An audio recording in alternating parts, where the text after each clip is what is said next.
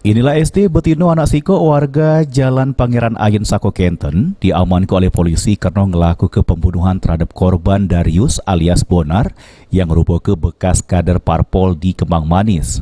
Tersangka sudah mengelaku ke aksinya pas main ke rumah korban di Kemang Manis, lalu pas di jero rumah, tersangka sama korban terlibat keributan yang dibelatar belakangi dikarenakan korban sudah berjalan sama Betino lain. Oleh karenanya, karena gawan emosi, akhirnya tersangka ngembek besi panjang yang ada di jero rumah korban, terus digeboi singgo mati.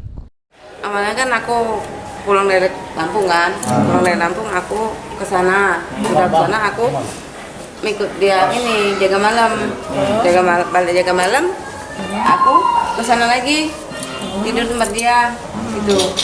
Lagi kejadian itu, Bu. Berapa kali kamu pukul? Besi ini dapat dari mana? Di kamar. Ya. Itu dipukul dia lagi tidur atau lagi apa?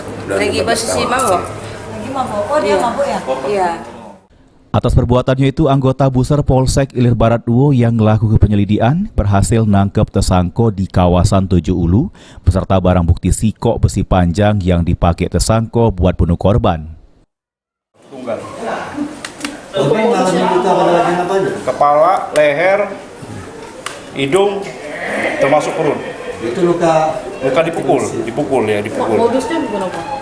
Motifnya itu apa cemburu, sakit hati ya. Sakit apa? Ditangkap di mana? Ditangkap di Tujuh Ulu.